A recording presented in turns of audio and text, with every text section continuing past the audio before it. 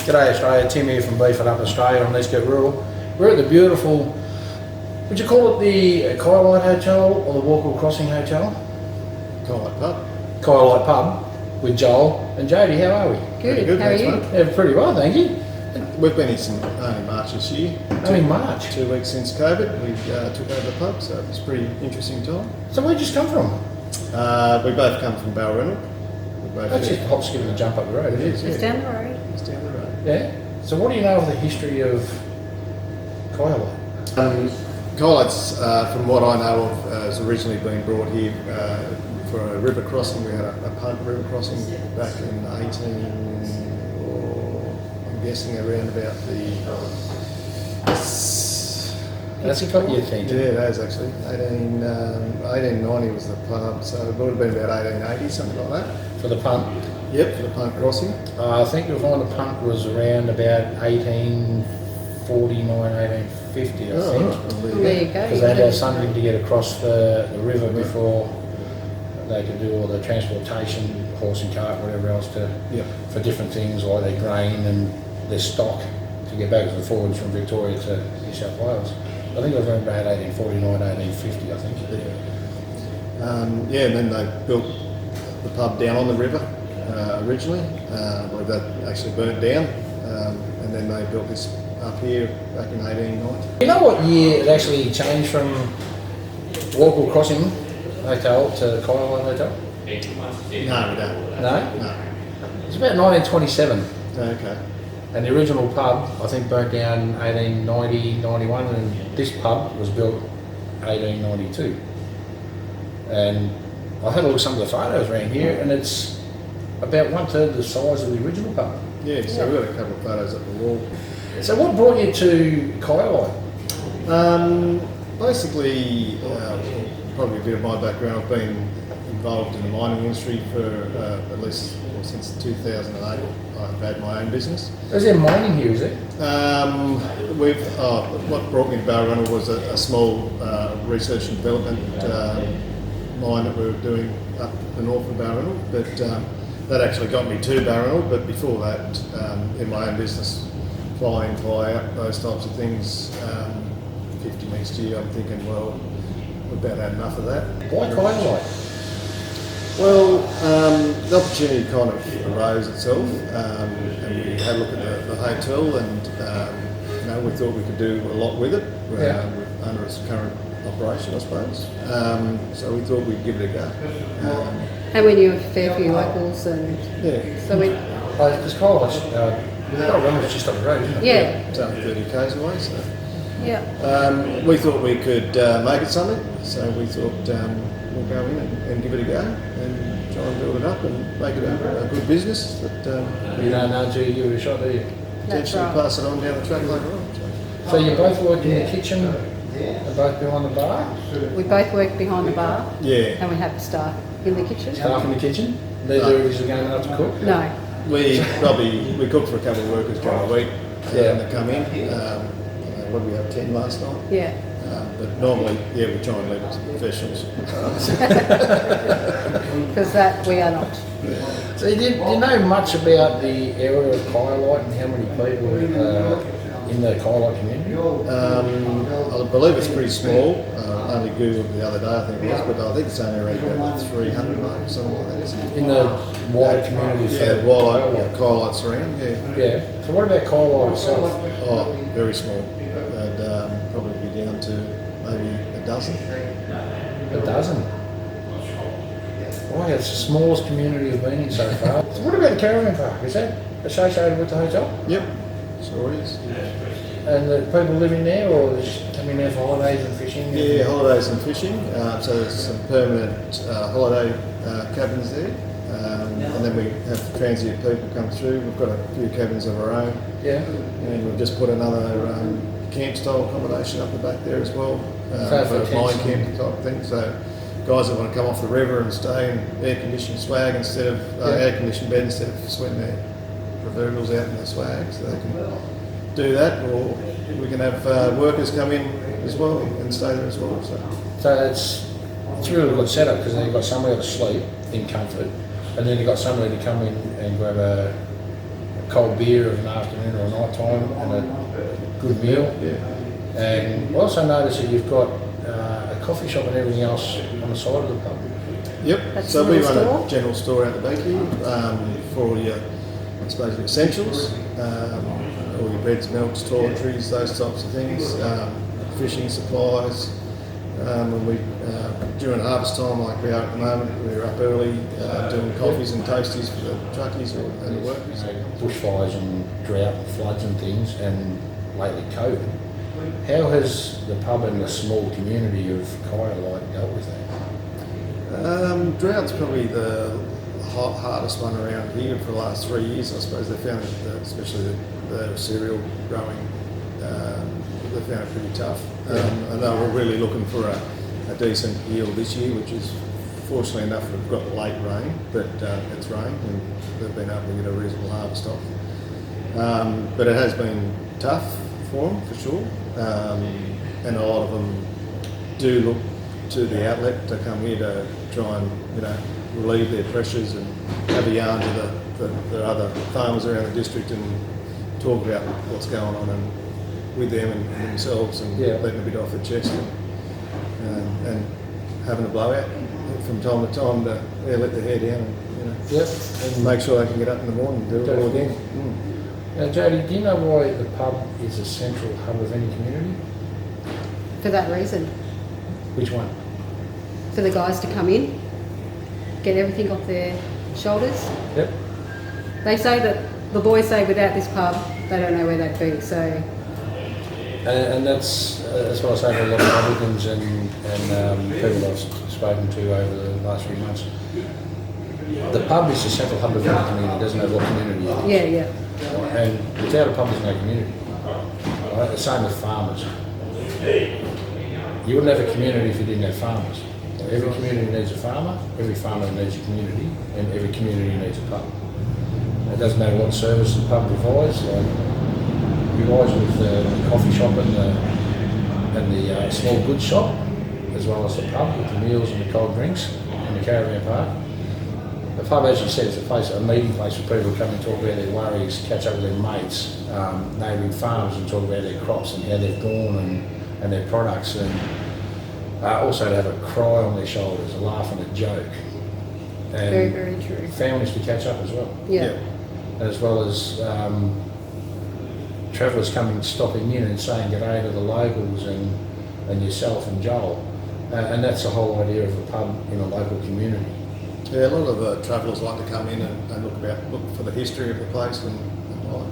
I noticed that when we walked in, there was a couple in here having a look at the history on the walls and the photos and everything, and having a good chat with yourselves. And and the thing we find most about the dining room is, sure we'll get the blokes in to have a beer or whatever, but the families come in, and that's really good to have the families actually come in and sit down together and have a meal, and it might, like it could be the grandfather, the sons and the grandkids all come in and have a meal together. And because they don't all live in the same area. Same That's area, right, yeah. and because they're all from one area like Kyalite, Yeah, their meeting place and family get-togethers is the Kyalite Hotel. yeah. We have one family, one lives in Tullybuck, one lives in Swan Hill. One of the boys live a bit further down from the parents, so they all meet here. And The central point, isn't it? yeah, it's good. And it's also the central point in any community for a meeting place. Yeah. But Joel, what does community mean to you? Well, community, common area really, where people meet. That's what community is to me. Like, where people can come together and, well, basically integrate with each other. That's how I see what a community is. Yeah. If you don't have the integration and you don't have a community, you're a standalone. And nobody needs to stand alone, do they? No, it doesn't help anyone. Because everybody needs a mate, whether it's somebody they've just met or somebody they've known for a long time. Yeah. Everybody needs a mate. What about yourself, Jody? What does community mean to you? Well, when COVID first happened, we were a bit worried, just buying the pub 2 weeks beforehand and having to shut for 9 weeks, I think we shut. All our community members came into the shop we had a little shop open, Mhm. and that sort of kept us going. So community came together and they just helped. They didn't have to, They didn't have to come here and buy their milk and bread and sugar and but they also buy stuff they probably didn't need. need, yeah. So all of a sudden, instead of coming and buying a loaf of bread and a carton of milk, they would be walking out after spending $500. Yeah, Well, that's the thing about the community Yeah. pub, especially with a milk bar, so Yeah. to speak, a coffee shop on the side. They'd rather keep their small community centre open yeah. than go somewhere else to do everything they need to do. But I don't find it actually community. I find it the longer we're here, they're more family. More family, Yeah, and that is the best epitome that I've heard of what community means to somebody. Family. yeah. Because we've got John, who you're going to meet. John's family, his oldest son. We just ring him. Oh, we need this done. We need that done. Yep, I'm up there. That's good. Yeah. So And as you said, community is family. yeah. There it is. Now, one last thing. Do you plan on retiring here? I'll leave that up to Joel because this Yeah, discussion has gone 10 years, 5 years. So We haven't sorted it out yet. I've got, I'm 50 this year, so all coming up. So we'll put it in a few years to try and build this place up as much as we can. Yeah. The last owners were here for 30 years. and we don't plan on doing 30 years. Yeah. Don't plan on doing 30 No. years? I think if you're going to give it your best effort, you can't be here that long. But I think we'd like to build it up as best we can and be able to pass it on to someone else that's interested in running Somebody I was something. speaking to the other day, his ideology of business is you start a business, getting it ready to sell it. Yeah. That's it. Cool. Thank you very much, Joel. Thank you, worries. Joe. Thank you. I told you it wouldn't hurt. Thank you. Thank you. Thanks. Hey everybody, Tim again here, and we're still at the Kyalite pub in Kyalite. And now we're talking to John. How are you, John? Good, thanks, Dick. Yep. How long have you been in Kyalite, mate? All my life. Not yet. Yeah. Yeah. So you already know that one, not yet, because Yeah. it's still alive yet. You put that one on me earlier. Yes, I did. Somebody had to, didn't they? Yeah. So what do you know about the Kyalite area and district and history? Oh, well, basically family's been here since about 1890 odd in the area, and yeah, I have a fair bit of passion for the area. And Are they the ones know that burnt family. down the first original pub? No, not, In 1890? not that they've admitted to anyway. No? They probably helped build the second pub, Yeah, yeah. which is the one we're sitting in now. Yeah, yeah. Well, Right. family just out the road are still here, the descendants of Thomas Spinks that built this one. Yeah. Yep. Yeah. They're just So you out the road. could say you've got sort of a vested interest in the Kyalite Hotel, Oh, definitely. besides Definitely. drinking in there. Yeah. No, it's great. Joel and Jody are here, and we're trying to help them out to get up and going again, because they've paid for a thing, but it's our pub. It is, and that's why people call it a community place, Yeah. a community pub, Yep. which is good. So how did you go, and your family and people you know in the community, how did it all go with the effect of COVID? It probably doesn't affect farmers that much, our business and everything, and we just got on to work, and we live on the river just 5 k's north of here, and it's not a bad place to isolate. Be a good place to isolate, but you still need your local pub. Yes. You still need your local shops Yeah. and things like that. Yeah, no, we need that, but Joel and Jody were doing a bit of takeaway, and everybody was trying to sort of support them a bit, and At least you're getting Joel's name right. Yeah. I kept calling him John. That's shocking. yeah, But Joel and Jody said before that the only thing that actually kept them going here with the pub was because they've got the shop on the side of the pub and the cafe, yep, and the local community were coming here yep, to do their local shopping and buy up, rather than going to a larger community, because they wanted to make sure that things stayed in the community yep, and the community survived, especially with the local shop and the local pub. yeah. Well, they couldn't have taken over at a worst possible time. No, definitely not. So, you know, we just need to try and help them get through. And, yeah, no, it's been great. So, you've been here most of your life. Yep. How many fish have you caught? Oh, I couldn't tell you that. Three or four?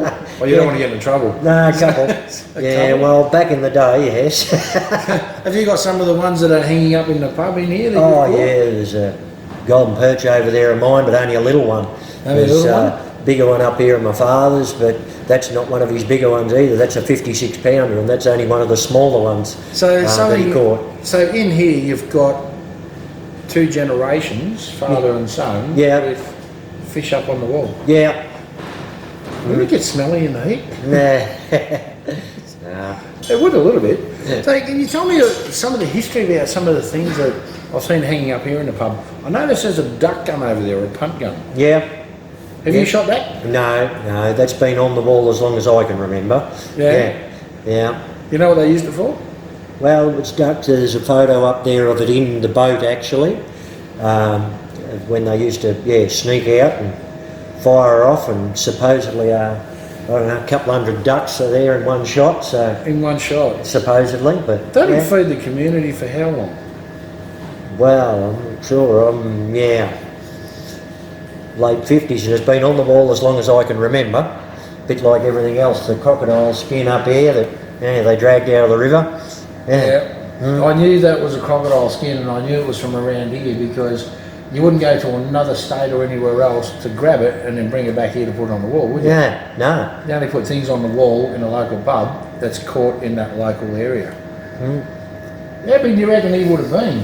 Well, as I said, there's a bit missing off the tail because they had to put it up high because everybody would take a slither off the tail for a souvenir. You take it So- over and make a purse out of it. Yeah, that's why they're taking up there. There's probably 2 or 3 feet missing off the tail of him. Yeah. How long ago do you reckon that would have been?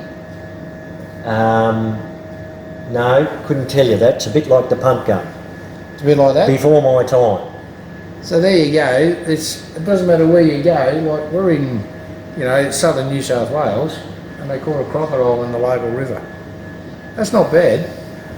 Though you get there and somebody says, "Nah, that's not possible." You just got to be careful of what's in the water. So Yeah. they could be mermaids in And there. like I said, that Murray cod's only a little one up there, so He is only a little one, and your dad caught that, yeah. Yep. and you caught it, son. Yeah, that's a yellow belly. I Yellow That's a belly? Murray cod. Yeah. So, you've been in this area all your life so far. Yep. What are some of the things that you've worked here at? I've just been on the farm all my life. Family farm. Whether it's grain, cattle, sheep. Yeah. Well, the area basically was grazing, late 1800s, part of Kennelly Station, all the big settlement stations, and then it got divided up in the early 1900s. Yeah. 1909, my family shifted onto the property we're on now. Slowly, probably in the 40s and 50s, turned into more grain farming then, and now the last 10 years things have just sort of done a full circle again. The pistachio farm coming in the mid-80s. I was going to ask you about them as when they came along and Yeah. got established. About mid-80s they started planting, the nut trader out of Sydney that went driving around the countryside looking for the perfect place to grow pistachios, He's found it. and he ended up at Kyalite. So, and it keeps growing and growing, and as far as I know, it's the biggest pistachio farm in the Southern Hemisphere. That's not bad for a little place with Kyalite to have a producer like that. Yeah. And it's basically a small operation. It's not like almonds or anything. All the pistachios grown in Australia are used for domestic consumption. Yeah. So there's no export or anything. So, and that's how we've evolved. The pistachio farm ran out of land. We had a paddock next door. They wanted to buy my paddock. I said, no, I'm not selling. So now we're in partnership with the pistachio farm. No, why not? If you can't beat them, you've got to join them. We've got to keep evolving. I've got 2 boys on the farm, 3 grandkids. So, we've evolved from grazing to grain to a bit of irrigation into now was stepping into a bit of horticulture. You know, we live in a beautiful spot on the Walkall River here, and my two boys don't want to go anywhere. You know, two daughter-in-laws, you know, I think they love the joint too. Yeah, we haven't got the population that we did have when I was growing up, you know. How many were here then? Well, if you call it, the town itself was probably smaller because there's a couple of extra houses popped up, but you know. Extra houses? Yeah, only a couple. There used to be, you know, the post office over the river and a general store, but it's all sort of evolved into the one now. We don't have a post office anymore, but the general stores come into the pub. You know, we'd have around probably 7 or 8 year age group of kids. There'd probably be 30 of us. You know, we'd have parties under the bridge down here, and tennis. I can imagine those parties. tennis club over the river here that's, you know, not here anymore, that had, you know, 4 tennis teams, 10 in each team. You'd have to go to training every Thursday night to get a game because the people waiting for a game.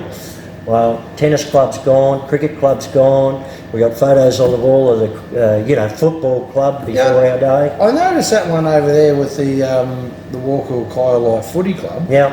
One thing I couldn't understand with the jumpers, they're wearing the black and white jumpers of Collingwood, and they're wearing the blue and white jumpers of Geelong in the same team. Yeah, well, it's What was whatever the you go could with that? round up. Oh, right.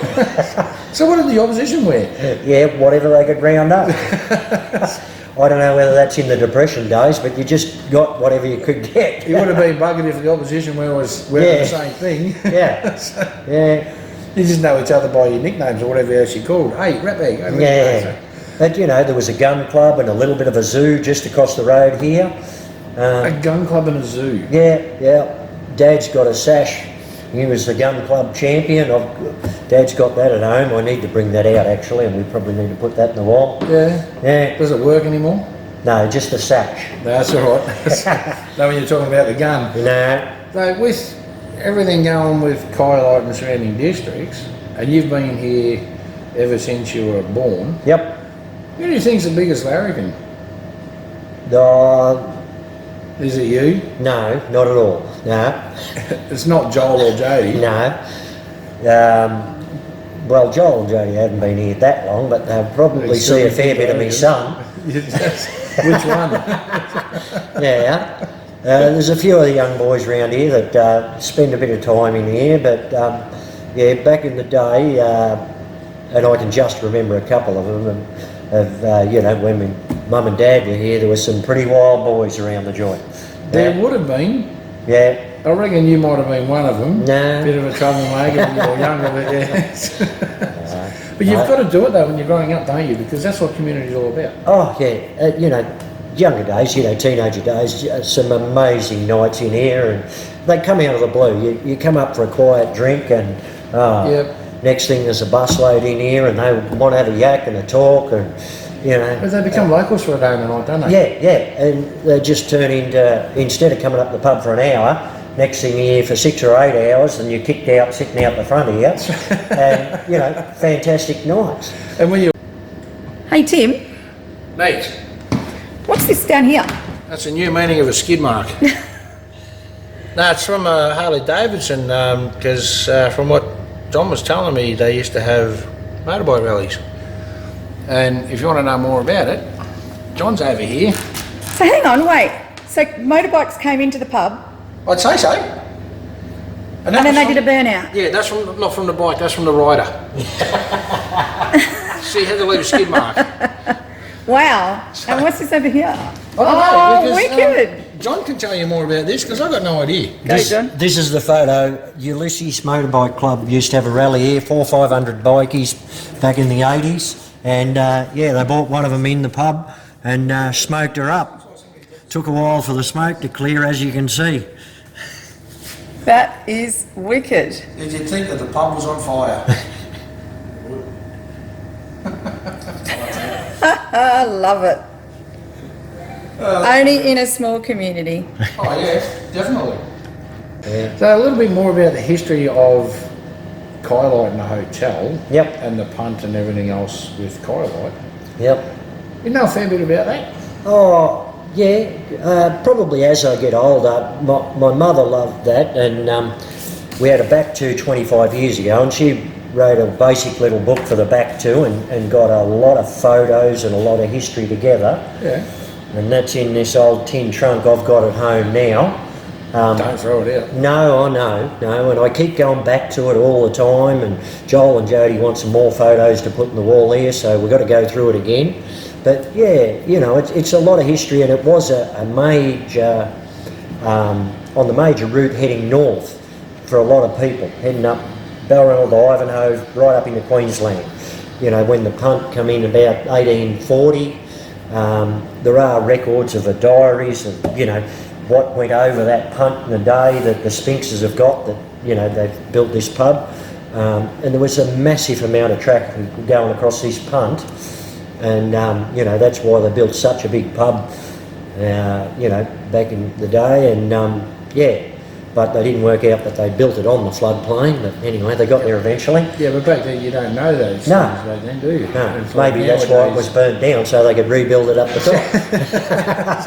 I still think that one of your relatives' ancestors might have burned it down, thinking, yeah, it's in a bad spot. Yeah, But I heard you mention railway. yep, Now, there was a railway that came here at one stage from Kareem, wasn't there? not right to here. It got to Stony Crossing about 30 k's back, and they built a pub there and a siding, Yeah. and it was surveyed to come through here, and it never made it to here. I wonder why that is. Probably thought they couldn't get here. Yeah, I don't know. Well, they probably heard about the pub being burnt down and thought, no, we're not going to do that. Yeah, yeah. But- But you know, the paddle boats and that, they were all running all the trade and everything through here, and my grandmother talks about those ones in the early days. Speaking of the paddle boats, I've seen over on the wall there before, you might know more about this than what I do. There's one paddle boat created history because there's 4 rivers that sort of meet into one spot just outside of Kyalite. Well, they're not far from here, all the junctions. Yep, Now, there's one paddle boat made history in one day. yep. You know about that? Yeah, the Edwards, you've got the Edwards junction that's about probably 8 k's up here, and then we head downstream. We'll run into the Murray about 20 kilometres down from here, keep going down the Murray, and then you'll head up, it's probably about 30 k's from the Murray-Walkill junction, and you'll come into where the Murrumbidgee comes in. So where does the history of this paddle boat come in? I'm What did not it sure. No, I'm not sure on that. I don't know whether they did it deliberately to do that or write it in the books. Or, yeah. What they did with the history of that paddle steamer is, with the history of that paddle steamer, I'm not sure of the name of it, but in one day it went down the 4 rivers Yeah. in one day. Yeah. Yep. That's a lot of travelling for a paddle steamer back in that one day. No, it's not too bad. They get along pretty well. And if he was going downhill, Yeah. he'd be all right. Downstream? Yeah. Coming back upstream, he would have struggled. Yeah, he might have worked a bit harder. He could have got a professional swimmer's feet. That would have been all right. But yeah, so a little bit more about the history. Seen a sign just out there, Talbot's Crossing. Talbot's Inn was the original pub. That was Talbot's Inn. Yeah, there's a sign just out there, Talbot's Crossing. Yeah. Would that have something to do with the original punt and the crossing? With the Yeah, punt yeah. was? Well, the original punt was probably called Talbot's Crossing. Yeah, yeah.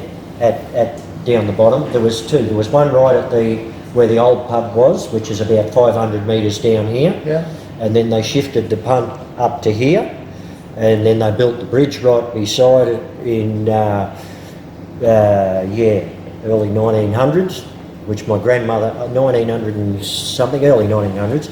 My grandmother was at, and then 1980 they built the second bridge, which The was second bridge. yeah the one that you come across now. Yeah. Yeah. So there was 2 ladies in the area, my grandmother and one of the Grace women from out the road. The 2 openings of the bridges about 80 years apart. Wow. And they went to both. Yes, they went to both openings. Yeah, Nice. That is, you don't really hear of that, do you? yeah. The 2 ladies in the same generation going to opening of 2 bridges 80 years apart. Yeah, 2 official openings they were at. Yeah, That's not bad at all. That's pretty good. yeah. But with the The original name of Kyalite was Walkall Crossing, wasn't it? Yes, yep. And you said in 1927 that changed to Yep. Kyalite. Because the township of Walkall, that's 70 or 80 k's back up to Walkall, the mail used to get mixed up all the time. So From Walkall to Walkall Crossing. So why'd they change the name to Kyalite? Where did Well, Kyalite because of the come from? mail kept getting confused between the two, and I'm not sure where the name of Kyalite came from, but yeah, it was the confusion in the mail between the two townships. Wow, that's different. And because you got big pistachio plantations here, and you've got the Kyalite Hotel, and you've got the caravan park, and you've still got people living in the area with no postcode, where do people get their mail? Mail run comes from Swan Hill to Balranald, and most of us are sort of RSD delivery to our mailboxes on the side of the road. But that's not by horse and cart anymore, is it? They've updated? No, updated 3 times a week, Monday, Wednesday, Friday. Would there be a men's shed or something like that around this area? No. No men's shed? This is it. This is it. So anybody that is suffering a little bit of mental health and depression and anxiety and things, as Joel and Jody said earlier, this is the place where they come to Yep. talk, Yep. have a cry and a laugh and a joke and Yeah. talk with their mates. Our younger group are very aware of that, and all of us are, and they look after each other pretty well. Yeah. Everybody's family, isn't it? Yeah, and there are people in the area that struggle at times, but you don't catch all of them because we've had bad experiences. But you still see them and Yeah, you still make sure that everybody's all right. yep. And do you think you'll retire here? I think it's a fair bet. Well, my mum and dad have retired into Swan Hill. They're in Swan Hill. They've been in there for 15 years, and I don't want to go too far. This river and this area, but I've got to give my 2 boys a bit of space as well. Oh, that's easy. So you don't get uraniums. So it's a tough one, handing on the family farms and that sort of thing. It's tough to get it right. Yeah. But it'll be in good hands with your boys. Yeah. So one last thing, John.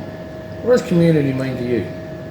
Oh, yeah, the passion I have for this area, and we're lucky, like I said, when my parents were allotted, grandparents were sort of allotted a spot on the river here in 1909, was like, winning the raffle.